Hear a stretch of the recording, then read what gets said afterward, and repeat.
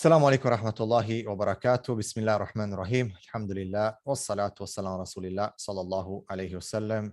My dear respected brothers and sisters, welcome to another special episode, special podcast, Real Problems, Real Solutions with your brother Gabriel Romaani. And today I'm joined by two sisters, mashallah, may Allah subhanahu wa ta'ala bless them, Sister Wad and Sister Omara. Assalamu alaikum rahmatullah. Wa alaikum assalam. Sister Wad in Saudi, right? Yep. MashaAllah. And Sister Omara in Emirat. Yes. MashaAllah. طيب. So actually the objective of this discussion tonight is to kind of be the introduction to a series that I'm going to be launching called What Men Want from Women. And these series are based on discussions with different brothers that I work with, quite a big sample population, alhamdulillah. And we wanted to express what do men in the 21st century practicing Muslim men want from women when they look into marriage or even their existing wives to change or to be. But before that, we wanted to hear from our sisters as to what do sisters want from men? What do women like to see in a man, or what do they look for in a man when they want to marry them? Or what do they want their existing husbands to change towards or to improve themselves in? So that's what we're going to be discussing tonight. Again, it is a unscripted podcast. We just gave the topic and it's going to be very organic, and we'll see where the discussion takes us. So Bismillah, let us start, inshallah. So obviously it's kind of like, I know it's a bit, how can I say, we have to be spontaneous, but let's just have a discussion. And I'm not sure whichever one of you would like to start first, but let me ask you this question. Before marriage, a Muslim sister in the 21st century, practicing Muslim sister, what is the number one thing? Now I know that sisters have a few requirements when it comes to marriage. The question is, what's top priority, number one? Let's start with that. Bismillah. Omara, please start first. I would like her to start first because she's more experienced. MashaAllah. I would have to say to have knowledge of the Deen, like actual knowledge of the Deen, to know my rights, his rights. And when I mean like knowledge of the Deen, I don't mean like general things that a person should know. I mean like he should know tafsir of the Quran. He should know like how to treat his wife Islamically. Like before marriage, he needs to know what are the proper ways of, what Islam says about marriage, and he should have just like kind of like a yearning to learn more. If he doesn't know enough about the Deen, he should have like potential as well when it comes to everything, when it comes to learning about the Deen, and potential to do better, have like a yearn to improve as well. If he's not in that place right now, he should have that yearning to do better for his wife and his family. Okay, would you say that potential is good enough? Like, let's say you meet a brother for the purpose of marriage, with the intention of marriage, of course, within the correct environment. Would you settle for someone who has the potential to learn and wants to learn and desire to learn, the yearning to learn? Or would you want someone to already have a significant amount of knowledge? So you said knowledge is number one, so that's really good. But would it have to be a significant amount of knowledge, or are you okay with just having the potential and the desire to learn?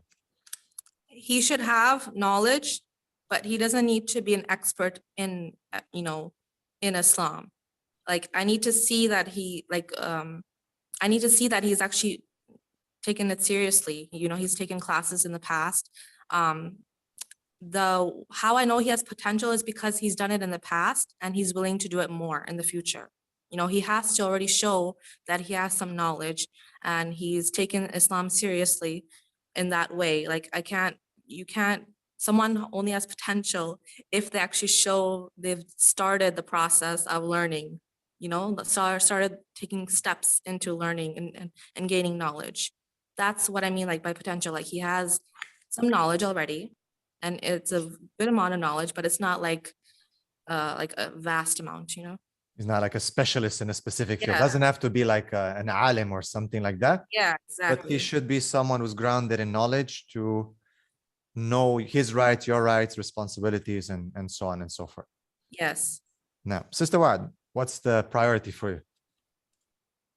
Piety, which is taqwa.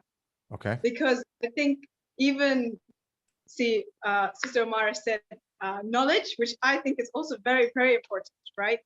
But knowledge is useless if it's not being implemented, right? And you have to have something that gets you to implement that sort of discipline that gets you to implement that knowledge. You can memorize the Quran, memorize the tafsir, memorize the hadith, but you don't act upon that. What makes you act upon that? That's the discipline, the taqwa that you have of Allah, that piety that you have. And for me, I think that's important, right? And why is it that many sisters, and I've spoken to quite a few sisters, why do we want knowledge? Why is knowledge so important for us? Is because we need to know that we're marrying a man that knows how to treat me in Islamic guidelines and knows his rights as well as my rights, right? You can get a man who knows his rights, who knows what he wants from the wife, and he's always telling the wife, this is my right, this is my right, this is what the Quran says, this is what the Hadith says, but he doesn't know how to treat his wife. He doesn't know the rights of his wife, right? Or maybe he knows about it, but he's too egoistic or he's too self-centered. And taqwa, for me, I think the worst characteristic you can find in a person, if it's a man or a woman, is a person who has arrogance, even a tiny little bit of arrogance, right? And taqwa, if you have taqwa, the more taqwa you have, the less arrogance you have, right? The more you manifest taqwa in yourself, the less arrogance you have in yourself, right? And arrogance, there was a hadith, I don't quite remember who narrated the hadith, but the narrator of the hadith, or was it from a book, where the person says, I'm sure you guys might have heard this, two things stop a person from learning: shyness and arrogance, right? And so taqwa for me is the first thing that I would like to see in somebody, that if this person doesn't have taqwa, and you can see it in their akhlaq, in the way that they deal with people, and the way that they speak, right? That they have taqwa. If they don't have taqwa, for me, that's a deal breaker right there and then. Because you can have knowledge, but if you don't have taqwa, you won't implement that knowledge.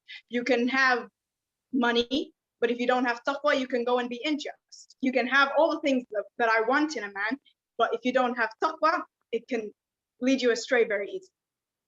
Okay. I think I've asked you this question before when we had our last podcast with Baba Ali, but maybe sisters would like to hear it. How do you measure taqwa though? Like, let's say a sister is vetting a brother for marriage. How do you measure taqwa? How can sisters know whether this person is a muttaqi or not? In the last podcast, sorry. No, it's okay, go on. Go ahead. Yeah, Sister Omara, go ahead. I was gonna say in his character, the Okay. way you have to see what the community also says about him, if is this person regular in the masjid? What do people say about him? How is his akhlaq with his parents? How is his akhlaq with regular people on the road? It's in his character, it's the way he carries himself. Is he, when he's walking down the street, is he a guy that is looking at every woman, or is he lowering his gaze? Is he someone who the way he dresses, is he dressing modestly, or is he not dressing modestly? It's just the way he carries himself, the way he speaks. Even you can tell, is this person is he flirty with just everyone with a woman, or does he know his place? Does he know not to approach women that way? Does he know how to be respectful when he speaks to women, or does he not? It's just in his character and his speech and the way he carries himself. That's how is a huge indication of someone's taqwa or not. That's what I would say. Sister Wad? I think many of the things Sister Omara said are very true. But the problem is, how do you know if somebody is walking in the streets and he's flirting with other girls? You're not going to be there when you're first vetting somebody. You're not going to be there to walk with him every day, to see if he's flirting or to see. And also, this is me from my personal experience that I've seen. Many people, they are known by a lot of people as good people, but come and see the way they treat their family, come and see the way they treat their close people. I know people, they go to the masjid, very good people. Everybody knows them as good people, but come see the way that they treat their family, come see the way that they treat their close, their parents or something like that. So I think for me personally, the way I measure taqwa, I see the way the guy approaches me. Okay. I've had guys approach me flirting. And then there's people who immediately say, no, look, let me get your wali's contact. Let's start from there, right? That for me is a sign of taqwa. Because there's some people, even if you have the good intention, like I genuinely want to marry this girl, but first I want to get to know her. Let's reply to her story. Let's get to know her a little bit. Let's ask her a few questions, things like that. That for me tells me that that's a lack of taqwa, right? Because that is something that I can see, right? Because there's some things that I can't see. There's some things that I won't know. There's small things that I can see when I am busy speaking or communicating with this person, right? So yeah, that's one of the things, because I said in my the last podcast, opinions, ask this person about their opinions. But then I took some time to think about it. I thought it's so easy for somebody to lie, right? So I think actions are much more greater than words, right? So you need to see what this person does. And it's important to ask people around him, right? What is he like, right? But it's not, you can't entirely depend on that, right? And I had a sister who told me one of the most important things when you're vetting a spouse is to see how he treats his family, which means go on family dinners, right? Go to his house, see how he deals with his siblings, with his families, right? And that's why, again, it's important to have a wali in the equation, because then you guys can meet each other and have a wali there. And also, if you want to know a guy has taqwa, bring the wali in the equation. I also said this last time, right? The minute that you bring the wali in, if he didn't start with, I want your wali's contact, I want them to know that I'm speaking to you, and you the one who says, look, here's my wali's contact. If he runs away, he doesn't have taqwa, or he's not serious. He just wants to speak. He just wants to waste some time, just wants to please himself, right? Or he just doesn't have taqwa. He's afraid, right? And if you have, you see, when you replace the fear of Allah and the love of Allah with something else, right? Then you begin to fear people. You begin to fear what they'll say, what they'll do, this and that and this. But when you fear Allah, you only fear Allah, right? And that will stop you from, see, I said earlier that how do you know a person can be so good to everybody in the masjid? He can give his zakah, he can be generous, feeding the orphans, this, that, but he's not good with his family. Taqwa, right, puts him in a place where he's good to both the people and to his family. And if I personally want to know how does the guy have taqwa, I need to see the things that he does to me first, because other people can spread rumors, or you can't rely on other people's opinions as much as you can rely on what you experience yourself. And yeah, so that's what I have to say. Excellent point, mashallah. I think both concepts are very interrelated. Taqwa and knowledge. Knowledge yields taqwa, right? I mean, from revelation, from Islam, from the Quran, that's how we learn taqwa anyway. So the two are very much intertwined. A question for Sister Omara, just based on what you said, just a follow-up question. Do women test men?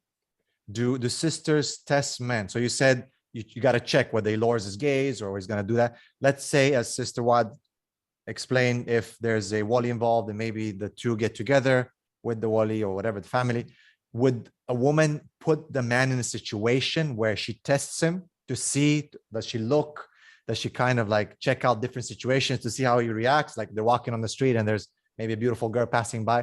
So are you going to like look and see if he's looking, or like what's going to happen?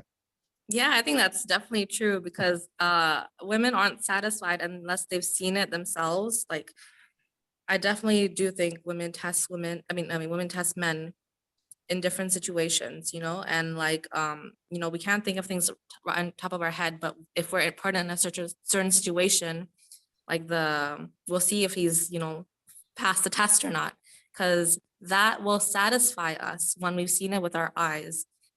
For us, actions are louder than words. People can talk and talk and talk, but if there's no action, then the words are meaningless. So these tests satisfy what we're trying to look for, and to see if this man is capable of, like is the one who we want to marry or not. So I definitely think women do test men. Okay. Sister Watt, actions are louder than words, but do women like words? Do they fall for guys who talk sweet and so on? What do you see within your sister circle? What do women want? Do they like nice words, sweet words, or Definitely, what? definitely. Okay. It's so funny. Just remember, I know so many girls who lower their standards, and they end up doing these haram things and going in these online datings and things like that. And it's just like, oh no, he said he wants to marry me. And I'm just like, girl, if he didn't ask for your his contact, he doesn't want to marry you. Oh no, but he said it, and he said he loves me. I have sisters who like send me these screenshots, and these guys are so good at talking, and she's so flattered. And I moved to Saudi Arabia.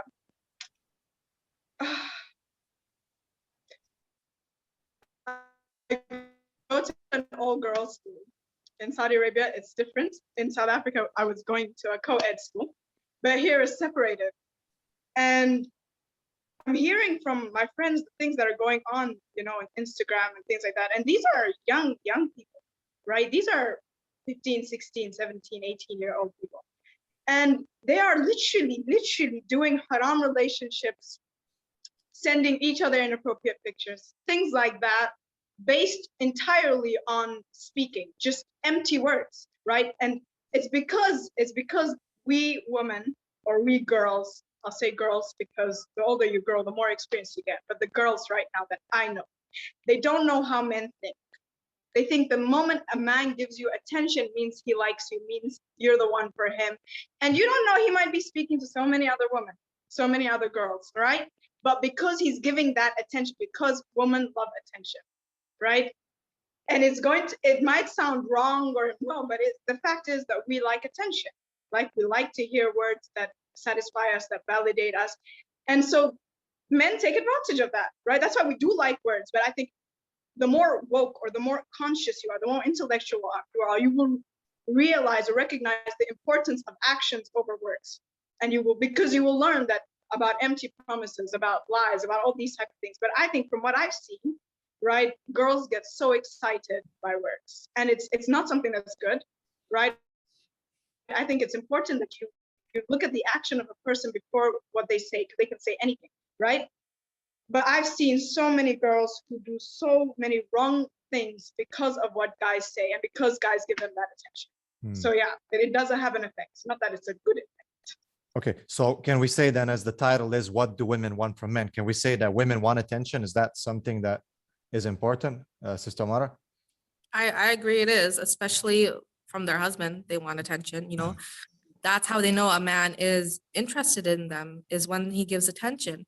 If his focus is not you, then that shows he's not really interested in you, So this is a big indication of just knowing that you're wanted by him and he desires you, is attention. MashaAllah. When you give your time and focus to something, that means you actually love that thing or you want that thing, right?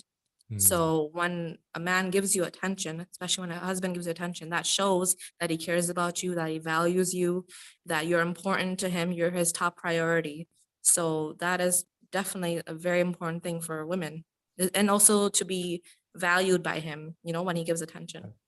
Okay, so we have taqwa, we have ilm, knowledge, we have attention, and we have, sweet talk, but by the right guy and the person who loves you or cares for you, right? So what would be the next thing? What would be the next thing on the list in terms of priority? What do women want from men? Stability. Stability, okay. Can you elaborate? Financial stability. Okay, why?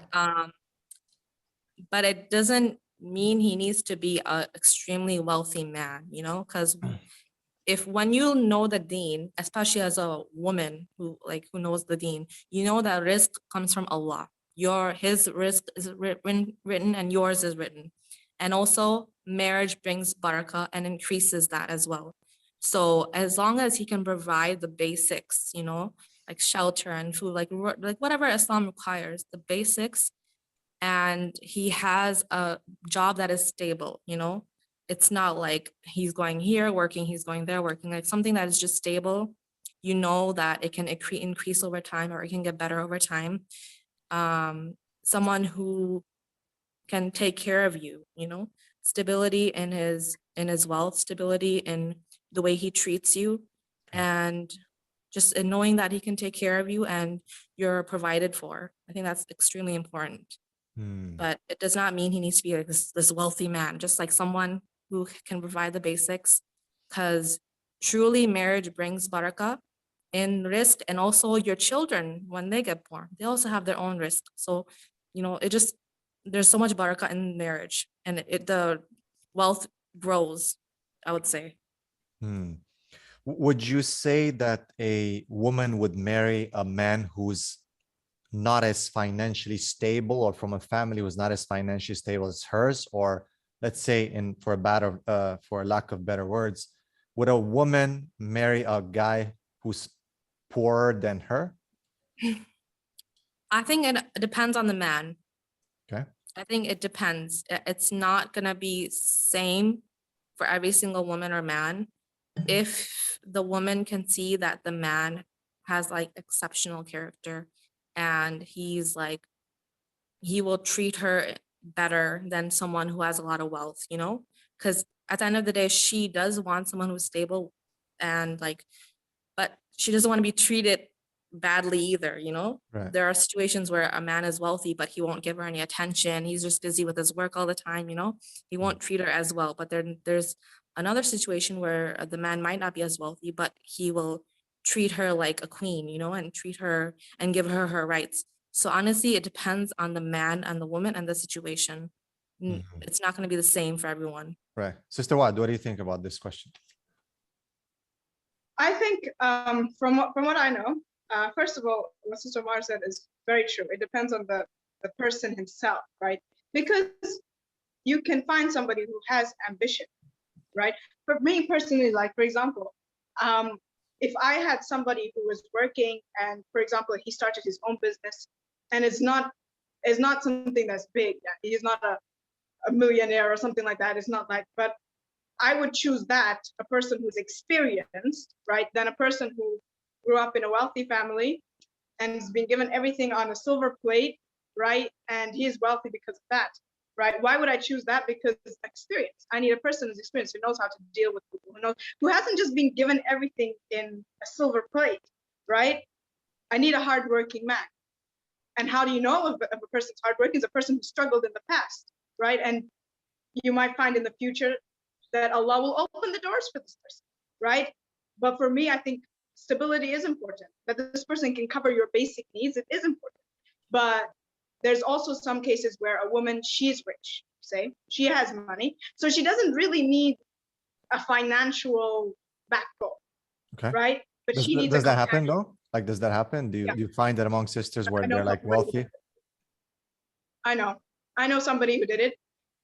She was financially okay. She comes from a wealthy family, so she didn't need something and she was also working. She had a business, and so all she wanted was just somebody, a companion, right? And so for her, she didn't kind of look at the rich man or the wealthy man or something like that. She looked at the most important thing she said to me for her was her akhlaq, was his akhlaq, that he had a good character, and that he was a good person, but not necessarily because he's wealthy, because she didn't need that wealth, right? So yeah, in some cases there are some women who go for poorer men.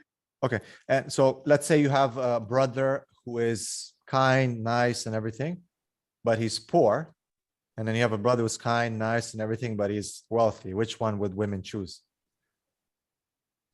Nice, kind, and wealthy.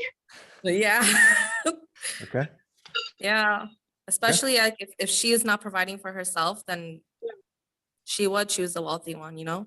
Okay, sounds good. The thing about rich women marrying like a man who's poor is that the only thing I would worry about is not making herself seem like she doesn't need him, you know, because men sometimes feel needed when it comes to finances. You know, they feel like they want to be like the man of the house. They want to be able to provide for her. So that's the only thing I would worry about So with that. do women like to feel like they depend on a man? Is that something that feels nice for them when they depend on the man, when the man kind of takes lead and he's taking care of things? Or no, what do you see amongst the sister circle? Yeah, it is nice, you know, to some extent, but it's also like they also are a team, right? They also have he also has treated her like a team as well in the household. The main things, you know, he's the leader, which Allah's made him, but also like he doesn't lead so much that her voice disappears. You know, there should be a balance between that. Like you're my partner, you're my wife as well, but I'm also gonna lead you, but I'm not gonna like silence your voice when it comes to things in the marriage and the household. So there has to be a balance, I feel like. Okay. What's the next point, Sister Wad? What else on the list, inshallah? What do women want from men? Just something from the stability point. I think to put it in a nutshell,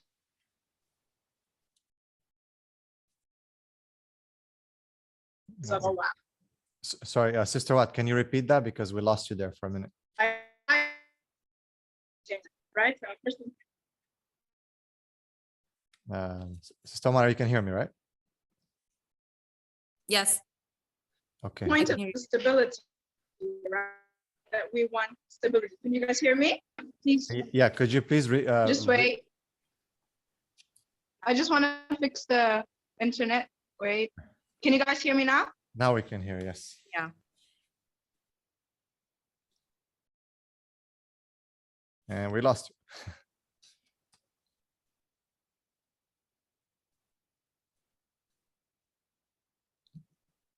Is a qawam, and I define it as a protector. That is a person who has, again, you know, please could you go check? No, the Wi-Fi.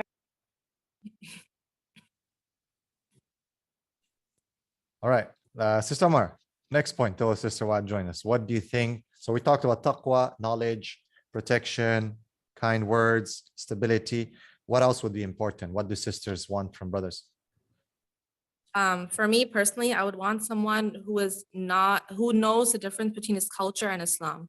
Okay. Like he puts Islamic values before the cultural values, because there's a lot of things in the culture that go against Islam and that are not part of Islam and that actually can be very harmful to the relationship, you know, of the husband and wife. So I need someone who puts Islam first. Okay. And then cultural traditions, you know, those kind of things come later on, as long as they are not against Islam. So that's something that I find is very problematic in a lot of marriages and you know, relationships. I've seen that is that people don't understand like what is Islam, what is culture, how do I differentiate them, how do I prioritize Islam, and that's just one thing I think is very important. I don't know if all women feel this way, but for me personally, as someone who is more towards the Deen, and you know, I come from a Pakistani background as well. So you know, Pakistani culture is very heavily influenced in our lives and in family and things like that. So as a practicing woman today and age, it's a huge priority to put Islam over culture.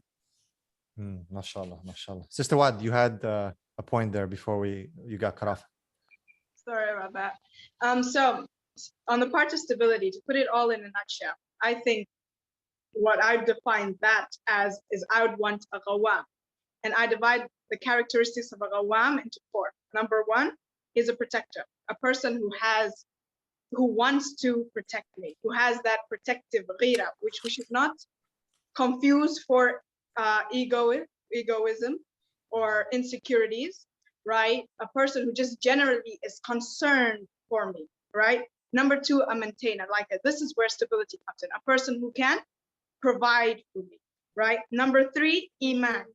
This is where knowledge comes in, a person who can lead me, right? And this doesn't necessarily have to be just, this can be like both of us, right? When he sees me doing something wrong, he can tell me, you're doing that wrong. So he also has to have a backbone, right? Not a person who just sits back and lets everything happen. No, right? He sees me doing something wrong. He sees me slipping up, doing something wrong. He has to tell me you're doing that wrong, and I'll do the same for him. And number three, a wali, which I just think just somebody there to be with me that I can rely on. He can rely on me, a companion, a friend. I think that's what, in a nutshell, a rawam for me is. That's of which knowledge, stability, all of that comes in. MashaAllah. You talked about protection, Sister Wad. Sister Omar, what do you think? Is protection important? Does a woman care if the man, and I'm not talking here about just financial stability but really for a woman to feel safe with a man, not that he's always going to be with her, but that he will defend her if he needs to. Is that important for a woman? Does she look at stature, at the build of a man? Like, should he know how to fight, how to defend her and her kids? Is that important, or women don't really care about that stuff? I think that does play a role, huge role. Like, we want to feel protected. Like, if we're out on the road, we want our man to be able to be there and protect us in that way. So I think that is important, especially like it just shows that he's also he takes care of his physical self. He's physically active, you know, like he doesn't need to be like someone who's like super strong or built, or just knows like just a little bit of fighting, you know, not someone who's like professional in karate or something like that, you know. But I think protection is a huge thing, not only physically but also to like Sister Wad mentioned, the ghira. That's also very important as well. Like if he doesn't want other men to see you and like see your beauty, that shows like he has like that protective jealousy of you, which is shows also that he has taqwa and that he has ilm when it comes to Islam, because that's how a man should be. Okay. That's how like someone who fears Allah should be. He doesn't want his woman to be going out and like showing herself and like having other men see her and stuff. So like, you consider that as something positive? Is that what you're saying? Positive. I think it's very positive. I think that Okay. shows that the man has So- iman and he has taqwa. Like he wants, and he treats you like a queen, and he treats you like a jewel, you know, because he doesn't want anyone else to see you. Like men who would just flaunt their wives or like flaunt their women. It's like, okay, so you want like the whole world to see her beauty? Like that doesn't make sense to me. Like to me, I'd want him to be like, no, only I can see you, you know? You're like my queen, you're like my jewel, like you're like so precious to me that I don't want anyone else to see you. You know, that's a huge positive. That's like a very positive thing for me, especially. Okay. And it shows he has iman in his heart. Is that something, is that something common now? Or is just like, what do you see in the sister circle? Because we men are a bit confused about this point, as every time we talk about this issue, the sisters will lash back and say, who are you to control me? You'll hear stuff like, you're not my father. You can't tell me what to do. And of course, with social media, there's so much of the sisters. And I think the most confusing one is where the brothers usually hold the camera for them, or they're in the pictures or the videos with them, and they have a lot of followers. So are you guys like an exception, or is this what women really want, to feel that the man has this protective feeling towards them? See, the women who have, yeah, sorry, go on. You can go on. No, it's okay. I was gonna say the women who actually have knowledge of Islam will want this. You know, the women who actually like really know the Deen, like true, will want this, but not all women know the Deen that way, you know? Like nowadays it's like feminism is so like huge, and like they're into that of wanting like their own way, but that's not what Islam says, and that's like not what that doesn't that doesn't show like a true Muslim man, to be honest. If he doesn't have ghira, that's just unattractive to me personally. And we might be few women, but it's like, and you went like you said, like from the perspective of a Muslim woman who is, you know, on her Deen. A Muslim woman on her Deen would want that. A Muslim woman who's not on her Deen would be like here and there, like she doesn't know exactly what she wants. Sister what? Go on. I think it's important to understand that today many of the sisters have actually been indoctrinated by secularist ideas. Yeah. Sister Omar mentioned feminism. What is one of the main things that you guys hear feminism busy preaching? My body, my choice. Yeah. Women, we have a tendency to show off because we want to feel validated. Once again, this is where words plays off, Okay. right? We want to hear people say, oh, you're so beautiful. Oh, you're so, this is why, once again, attention is important. If a husband doesn't give attention to his wife, she's going to find another way to get that attention, right? And so you hear this in these things of feminism trying to, encourage women to go out there to show off their body because it's something that they like. This is how Shaitan uses emotions to control us, right? But I think what women fail to understand is that if a man is attracted to you, right, what he finds attractive in you in terms of the way that you look, he knows other men will find that attractive. So if you're going to go out wearing in a way that turns him on, other men are also going to get turned on, and that should bother him. If he's allowing you to go out, wear the way you want, it means he's not attracted to you. Because if he's attracted to you, if he's attracted to you, he's going to care about you. He's going to know that other men are attracted to you in the same way that he's attracted to you, right? So it's also about, see, this is the thing, we women think men think the way women think, right? Another thing, with this gender equality thing, even the psychology, they say that we think, no, we don't think like men. There's so many things that we are different from men, right? But feminism wants to convince us that no, men and women can be the same. And they think the same, they do the same. And so you can wear like a man, you can act like a man, you can do everything like a man. It's all indoctrination. Very interesting, mashallah. Okay, next point, let's move on. What else do women want from men? So we talked about taqwa, knowledge, attention, ghira, protective jealousy, protection, physical protection, spiritual leadership. What else do women want from men? Sister Omar. Let me think of another point. I guess we're exhausting the list. I guess someone who you know can be like a good father figure. Okay. You know, someone who has How to deal with children. Sorry, go on. Knows how to deal with children. Yeah, exactly. Yeah.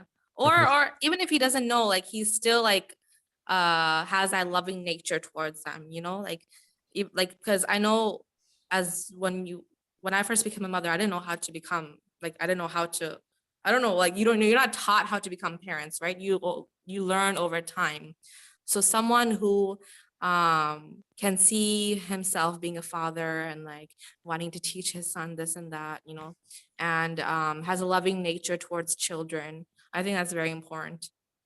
I think to add to that, I would say also a man who actually wants children. Yeah. Because a man who doesn't want children, or a man who say has the financial stability but keeps on delaying having children, doesn't want children or something, that means he's afraid to take responsibility. Yeah. And I've seen this like 2-3 times. And it's just a matter of me observing how this marriage turns out. A man who doesn't want children, a man who avoids or delays having children. If you're having like financial problems, you genuinely can't take care or bring up a child, that's fine. But there's men who have the financial ability to have children and they don't want to have children. That means they don't want to take responsibility. Point blank. Okay. They're there for the pleasure and that's it. Interesting. Excellent point. Question to both of you. On a scale of 1 to 10, where do women put in terms of priority a man's look? Like, do they care about how they look? A lot of men think that it's not so important, that women don't really care about the way a guy treats himself or he takes care of himself. On a scale of 1 to 10, where would you say women put looks on? I would say 8. Yeah. Oh my gosh, same thing. I'm just thinking the same thing. 8? I don't know what they're thinking, because women do care about looks. Yeah, okay, so exactly. so 10 being the most important, right? Yeah, okay, 8. so 8. I would say 8. Okay. Yeah. Hygiene is important. It's not only about looks, it's about your hygiene. Like, hygiene. Do you dress well? Do you look after yourself? You know. Okay, so guy who wears the same shirt 2-3 days, like no, not a no-go, right? No. Okay, so men, like some guys have this misconception that especially after they get married, I think, is that I can just let myself loose and it's all good. Like, I'm my girl and that's it. I'm good to go. Is that something that women, they're not so cool with, right? No, because they want us to also like look fit after kids as well. So how do they expect us to look fit after kids if they're not doing, if they have had no kids and they don't look after themselves? They really don't have any excuse, you know, because women go through pregnancy, women go through so many body changes over the years because of pregnancy and having kids and like, you know, staying up late. So it's a bit harder for us to go back to the way we were, but you know, women still try. Like we still, like a lot of women, we have skincare routines to make us look better physically, our faces, you know, to like, I have a skincare routine, like to like make sure I don't get wrinkles so quickly. Hair care routines. We do so much for ourselves to make sure that we look good for our men. Okay, so the And then- intention is for the men, yeah, mashallah, right? Yeah, yeah. SubhanAllah. And to make ourselves also feel like, Feel good. you know, like self-esteem, like we want to feel good as well, you know, because we're with like as a mother, I'm like with my kids all the time, so I also want to feel like I'm looking good for myself as well, but also for our husbands. So like women put in a lot of effort in their physical appearance even while going through pregnancy, while having kids, you know, while all these kind of things. So it's really not fair for the man not to do nothing, you know, Right. because they don't go through pregnancy, like they don't go through these body changes that women go through. So it's important on both sides to do it. I was gonna say something about looking pregnant for men, but I'm gonna skip that.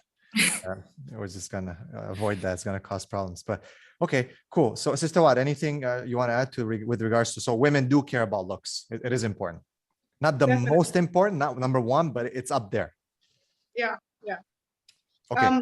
I think also a part of physical appearance is, for me personally, is I want somebody who's in shape. I don't know if other sisters want this, but for me personally, a person who takes care of himself, exercise. This is another thing why I say I like a hardworking person. Actually, I have a passage from a book. It'll be very beneficial to sisters for what they look for men. Okay, this is from the book, The Taqwa of Marriage. It's an amazing book that What's it called? explains marriage, different types of marriage. It's by Dr. Umar Zayed, The Taqwa of Marriage, and I Can you show us the cover? What? Can you show us the cover? The cover this way. May I go back up? This is how I read online. Okay, Something like that. okay. Talk about marriage, nice. We talk about marriage. Okay, wait, let me just go to the page now. Page 15. Page 15. Okay. So Dr. Umar Zaid's writing. Therefore, my advice to ladies in search of mature husbands is to find a man who does not just sit and talk. This is another thing about actions speak louder than words. So don't get flattered if a guy just speaks to you, flirts with you, no. But who actually works. You can usually tell an honest, working, wise man by the size of his belly, the strength of his hand, the limit of his speech, and the mess in his office and workroom. No mess means no work is being done. A modest belly means discipline, because if you control what you eat, then you can control the way you think, and you can control many things. This is another reason why spiritually fasting is so important. So where were we? A modest belly means discipline, balance, and selflessness. A strong, steady hand and eye means humility. Conscientiousness and attentiveness and softness of speech means wisdom given in measured words. If he has nothing worth to say, he says little, which also means he won't lie, he won't do things like that. So this is why, again, hardworking, a person who's hardworking, a person who's experienced, a person who just doesn't sit down and do nothing, get everything on a silver plate done for him. I need a person who's out there working. And you can tell this by the way he looks, his physical appearance, right? Even if a person is having things done for him, or he has like generally an easier life, he's going to be a person who goes to the gym, take care of his diet, doesn't eat things that are harmful for him, etc., etc., etc. Because that also tells us about the health of a person, right? If you have an unhealthy lifestyle. And also, more important, hygiene. I think hygiene is extremely, extremely important. And it's something that men, I don't know about you guys, I think Brother Gabriel has dealt with a lot of men, but from what I've seen, many men don't actually care about hygiene, right? But for me, that tells me a little bit about your aman. And nadafa min al-iman. Cleanliness is of faith. The more clean you are, on the out. You see, if you're clean on the inside, automatically you're clean on the outside, right? It's about reflection. Okay, what is in the inside reflects on the outside. So yes, physical appearance, cleanliness, hygiene, the way that he carries himself, the way that he takes care of himself is 100% important. Excellent, excellent point. MashaAllah. The next question, just really quick.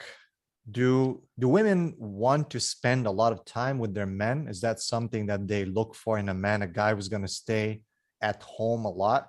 Or how is it? How do women interpret that? Sister Omar, No, I think as long as they have quality time quality each time. day, they don't need to spend hours and hours together. It can be like 1 or 2 hours quality time, and that's more than enough, you know? Hmm. I don't think women want a man hovering over them the whole day, because having our own space is very important as well. Like having personal time is important, making sure like the household thing is taken care of. So I don't think women want someone who's with them 24/7, Hmm. because women do want self-care and self-time. And it's important for the man to have self-care and self-time, but quality time is more important than quantity, to be honest. Hmm. Hmm. Sister, what do you think? Do ladies want their men to take them out on dates and spend time? And I don't know, what do women want from men? I think it becomes more special when it's every once in a while. If you're going on a date every day, or if you're spending a lot of time with each other every day, you're gonna eventually get sick and tired of each other, or you're just gonna want more of your alone time. But I think if you make something special every few days, every few weeks, or something like that, the date in itself will become something special, right? Or else it becomes something normal, and something normal doesn't give you that excitement, you know what I mean? So, and also women need some time for ourselves. Like we need some time to take care of ourselves, take care of the household. We need the personal time. Yeah. MashaAllah. Excellent, excellent. Type. Next point. What else is on the list of things that women want from men? We talked about taqwa, knowledge, time spent, protection, looks. We talked about stability. We talked about ghira. Alhamdulillah. What else is there? A personality. Okay. Explain, elaborate. What do you mean by that? Like I like someone who is funny, and someone who can like kind of make life a little bit interesting in his own way, you know? Whether it's like doing fun activities together, or just like himself being able to hold up a conversation or start an interesting conversation. Someone who is able to have intellectual like discussions with me, someone who is not afraid to say his opinion, and like we're able to discuss things, just like someone who is not boring, you know, not someone who's like just doesn't talk, or is like very, you know, dry talk and like very boring and dull. Like someone who like actually has goals in his life, you know, things that'll make life more interesting for you. That's what I Sister want. what do you think? I think a person who is affectionate, and once again, personality. Yeah, I would say personality, but what about the personality do I want? A person who's affectionate, who cares, you know, not a workaholic. I want a person who cares about his work, sure, right? But not a person who's going to spend his whole time just work, right? A person who only cares, because that also, you know, tells me actually a little bit about a person's arrogance. A narcissist is a person who's self-centered, will always speak about himself, will always speak about things that is related to him, right? Will only care about himself, right? And also you can find this out by the way that this person speaks about other people. That's why I say, you know, a narcissist actually, it's very important that we speak about this, because so many people are narcissists and so many people are ignorant of what a narcissist is, that they fall into the trap. And what a narcissist does is mental abuse, right? They'll do things wrong and put the blame on you, make you feel like you're the one who's wrong, right? So for me, one of the characteristics that tells me a person is not a narcissist is a person who is affectionate towards other people, a person who only cares about himself, This is why I say it's hard to vet a man by seeing what the community says about him, because it is so easy for a narcissist person to, because he likes to be praised. He likes to hear things from people that, give him that ego, right? So he will do things to hear that praise, because it's riya. Basically, it's a way of riya.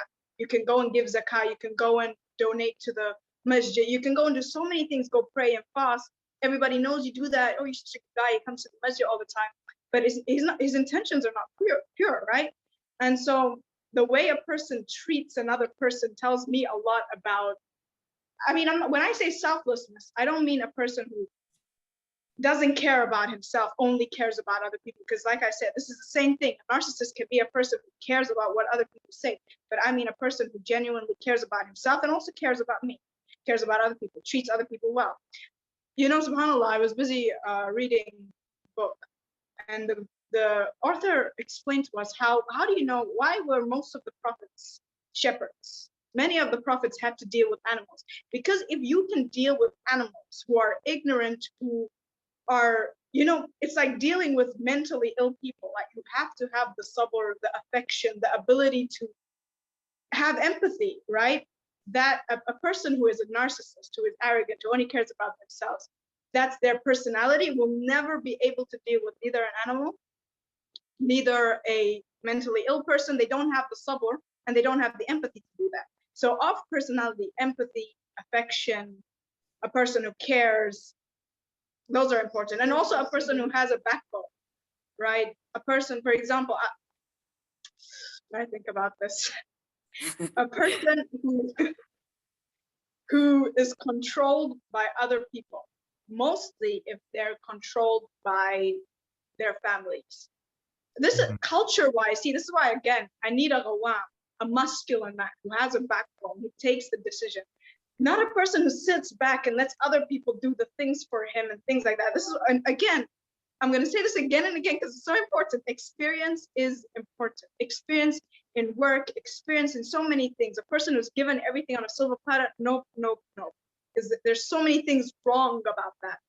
But a person who has a backbone doesn't have other people control them. I know, and I've seen this not once, not twice, so many times, men who let their families interfere into their marriages.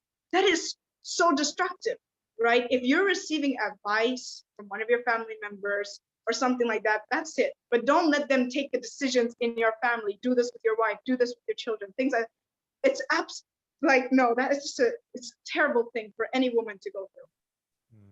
Yeah, I had said earlier, like the culture, he needs to know the difference between Islam and culture, and not let culture be his main priority. It should be Islam. Always Islam comes first before culture. Exactly. Like, there's so many cultures that are destructive to the family and the husband and the wife relationship. They literally ruin their relationship, and the man just lets it because it's cultural tradition, or you're in my culture it's allowed. No. Well, Islam doesn't say it's allowed. So why are you letting your culture ruin your relationship and like literally like mentally torture your wife, Like, it's just like, that's why he needs to really make Islam his foundation and not care about cultural traditions. You know what I mean? That's why I had mentioned that earlier. Okay, you mentioned the issue of having a backbone. Can a man be vulnerable though in front of a woman? Is that something that women like? A lot of women say, I want a sensitive guy, I want a soft guy, I want a sweet guy. Do men ever have the ability, or should they ever show any vulnerability in front of a woman? Or do women take that as a weakness? So, like how it said, like, the man should be a child in front of his wife, but when he needs her to be a man, he should be a man. That's how it is. In front of your wife, when it's just the two of you, it's totally, women want that, for the man to be vulnerable and sensitive in front of her.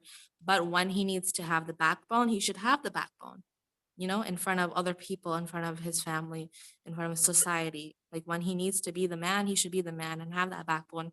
But if it's just them two and they're having, romantic time, it's the woman wants him to be sensitive and vulnerable in front of her. Okay. But not in front of like society and like in front of publicly, like, like in front of her. Strong character. Yeah. Yeah.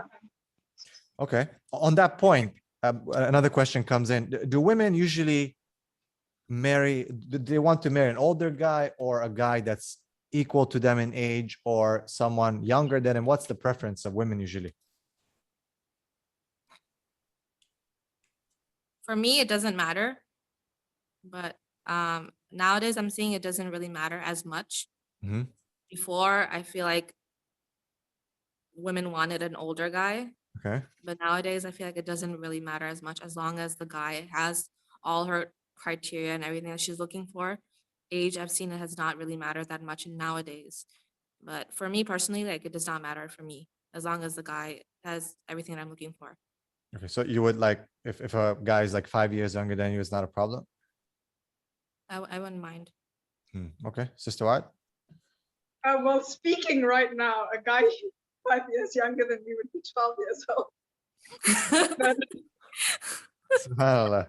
I definitely want a guy who's much older than me. Also, for me, looking at it now, for example, I would want a person who's already working and has experience in his work, right? Yeah. And you can find somebody who, for example, started working in college when he was 18, 17, 19 or something. So he'll be younger, right? But I'd prefer somebody who's older and experienced in life. Yeah. Because I think Honestly, maturity is it depends on the woman, right? It depends on the woman because some women don't mind, and some women do mind. So it's honestly, it's personal preference at this point. But my husband is older than me, just to let you guys know. Okay. Good to know. طيب, as our time is running out, anything else that you would like to add to the list before I ask you one last question? I don't know if we mentioned this before, but I'll say this is very important. I don't know why I didn't mention this before, but I think I did. Masculinity, because today we are being. You see, feminism, the way that it affected the society is that even men are becoming feminine, right? And they want the woman to become that masculine figure. Like this, a man comes and he says, no, he wants his wife to work and he wants to be the one to stay at home. And I've seen this. And it's not even only on social media. I've seen this here. I know people who the wife's the one that's working and he's staying at home taking care of the children. That's a complete gender swap, right? And it causes so much fitna. We don't even, because we don't think about it, we don't speak about it, we don't realize how the gender, Allah gave women certain roles and men certain roles, and the thing is, when we begin to say, no, a woman, when we begin to say what a woman's roles are and is different from a man's roles, that he's responsible of the household, he should be the breadwinner, he should be the one taking care of certain responsibilities, the woman, I don't know, for some reason she feels like, well, I'm being oppressed, well, I don't have freedom, well, this, because of what feminism is trying to put into the mind of women. By the way, feminism is not the only problem that we're facing, right? And it's not only affecting women, it's also affecting men. But then what happens is you either get a man who's affected by feminism, he becomes beta feminine, BETA, right? Or you get a man who's affected by other movements, men go their own way, red pill, things like that, and he becomes misogynistic, right? And that creates a great divide within the society. So it's important for me as a feminine woman to want a masculine man. And also the thing is, what we have to understand as a society is the gender roles do not undermine one gender. It's not this gender is superior because he has those roles and this gender is inferior because she has those roles. It's kind of about corresponding, working with each other. Think of it like a band. You have a band that's playing. If all of them are playing the same instrument on the same beat, there's no fun to it. You're not going to like the song, but all of them take a different instrument, right? And they play on a different beat, but it comes in synchrony, it comes together, and it creates this beautiful song. And that's when you enjoy it. That's where the harmony comes in, right? And so for me, a very important thing as a feminine woman, because femininity attracts masculinity. Because I need a man to take the lead, to have that. But once again, so many men say them or practice masculinity as egoism. They manifest their ego, and so they begin to manipulate women. And when they say they want a submissive wife, they want a woman, in other words, to manipulate, right? So it's very, what can I say, wide topic. There's so many things to include into this topic of what is masculinity. What do I think masculinity is? I actually want to know, Sister Omara, what do you think masculinity? What do you, if you want a man that's masculine, what are the characteristics that define masculine? I want to know from you, because you're experienced.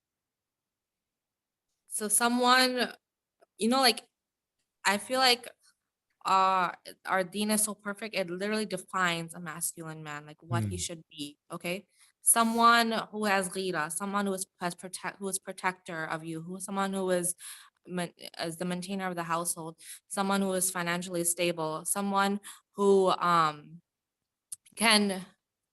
who knows when to have a backbone and when not to have a backbone. Like, and someone who what else? A brave man. Yeah, like, yeah, brave. He has like just Maybe. yeah, I need a moment to think. You can talk, Vlad, I'll let you. I guess just someone who knows who also has hikmah. I feel like Wisdom. a man who has hikmah, he knows when to act in a certain way and when to not act. That I feel like is also masculinity. Like everything in our Deen that tells you how to be a man, like whatever is taught in the Prophet's time, like that is what a man should be, and that's what masculinity is to me, to be honest. Okay, mashallah, mashallah. Type last question as we are closing up. There's Sister Wad, you mentioned red pill.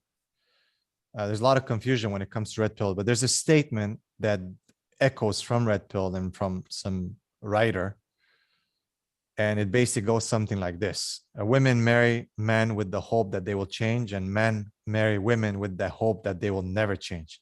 What do you ladies think about that statement? Do women marry men with the hope that they will change? I think it is true, to be honest, but What? I don't think men do change, though. That's the thing. It's true. The statement is very true. Women do think that way, that they think they can change a man. But in reality, they won't be able to change him unless he wants to change himself. And women, situations do change us. Like, we're not going to stay the same throughout our whole life, We get affected emotionally by things. We get affected by experiences in our life, Sometimes some experiences make us act a certain way, so we get emotional in that way. Like, this is a very true statement that is not in reality, like, it's not going to happen, Men won't change unless they want to change, and women will change if they want to change. Okay, Sister Wad? I don't know. I think it's like, if you marry somebody and there's some things that you want to change about her. You see, men are more adamant, they're more obstinate, right? When they set their eyes on something or their goal is something, it's very hard to kind of change them. Whereas for women, it's a lot easier, because see, women, we are more emotional, right? We have more emotions, and because of that, we can easily change. And that's why it's so easy. When we're going to a party, we're going somewhere, we are so indecisive. We're so, what must I wear? Men they don't really care about that. So that plays an important role, right? It is so easy for us. I can wear something, look in the mirror, say, nope, I'm gonna go change into something else. So my man, he just wears it, goes with it. It's so hard. It's the guy only has one thing to wear anyway. Yeah. so it's not a lot of choice, but yeah, anyway, sorry. Yeah. It's just a joke. The thing is, like, women are never gonna stay the same, to be honest, because we feel things, we get emotional. We're gonna be changing every day, we're gonna be changing every week. We're not gonna stay the same. Like, that's like impossible to expect from us, especially if the man was like very lovey-dovey at the beginning, very romantic, and but then he changes, we change when we see the man change. We see him not being as romantic anymore, so we're not gonna react the same way anymore as we used to. Like, we are very we see how things are in our life, and we react according to that. We change according to that way. And men, I feel like they just change when they want to change. Like when they're stuck on something, they're going to be stuck on something. But if they want to change themselves, they will change themselves. Like no one can really force them to do something that they don't want to do. Sister Waad, any last words? Nope, that's about it. طيب inshallah. Jazakumullah khair. It was an honor to be with you ladies tonight. May Allah subhanahu wa ta'ala bless you. Hopefully we can do this again. And I think it was very beneficial. I think a lot of sisters will benefit from it and a lot of brothers. Bi'idhnillahi ta'ala. And I hope to see you again in the future. Thank you so much for taking the time out. Jazakumullah khair. Assalamu alaikum wa rahmatullahi wa Jazakallah khair. May barakatuh. Allah bless you and your family. Jazakallah. Jazakallah khair. Salam alaikum. Salam.